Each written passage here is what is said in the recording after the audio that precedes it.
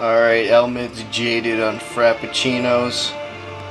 And we're ready to film Children of the Corn, 1984, which turns 30 this year. Now this is a film one of Stephen King's that's always played on cable up the butt. One of Stephen King's okay better stories. Short stories from Night Shift in the 70s. And which is a really good anthology that he put together. It also has a prequel to Salem's Lot and a sequel to Salem's Lot, and also a Graveyard Shift in that book. A few other good short stories, including Boogeyman. Suspense, some good action. It draws you in, but it ends up being a whole bunch of filler. Yeah, so by now everyone should know the general plot of this. Just two a bickering couple, and that's what he really focuses on in the short story. Come up upon a town that's all deserted, and it's a whole bunch of not just any town, stereotypical Nebraska cornhusker town. Not just any town, Children of the Corn town.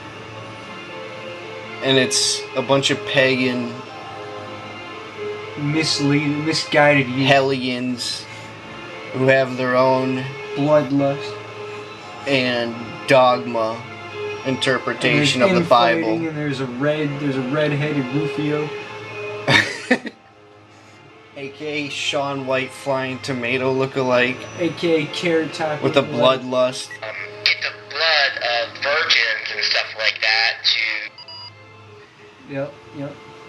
And so they really stretch it out. I mean, they weren't very meticulous with any of the editing in this. If they would have edited a lot shorter, there's it would have been more. two good kids, and they help them out towards the end. It's all just summed up. So they go through pretty much everything the same kind of method with the story, except for a lot of added on filler scenes where they gotta Hollywood it up somehow. And their weapons of choice, and Rufio's weapon of choice, the redhead knife, and all they got is a sickle. And oh yeah. If he was rusty sickles is their primary weapons.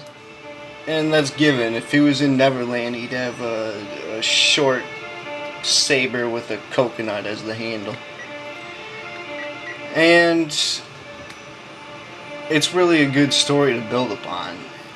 And Isaac, the kid, a lot of people see him as irking and a whiner, but I really saw him as a great androgynous was Isaac the main pontificator. I loved his Bible thumping all through the corners. Oh yeah. So he's one of those growth hormone. He suffers from Gary Coleman syndrome. He'll never grow up like Peter Pan. And but his dogma is strong.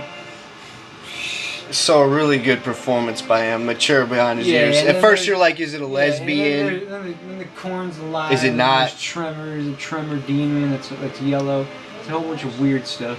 And the thing about the church scene is, when he goes into it, the main character, he snoops around in it by himself, and that's really the best part of the short story, what I saw.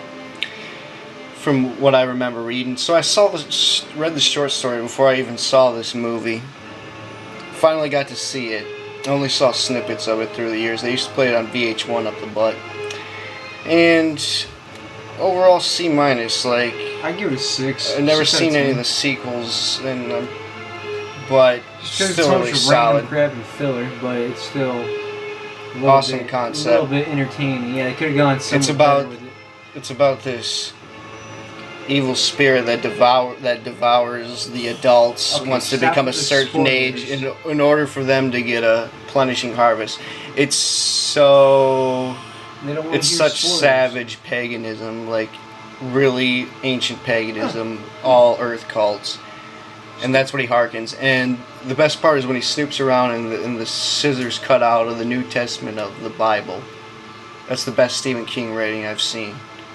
And I've read dozens of his short stories and parts of his books. Anyway, this was another Saturday night horror review. Turn in next Saturday. Always a new one. We're out. Thanks for watching.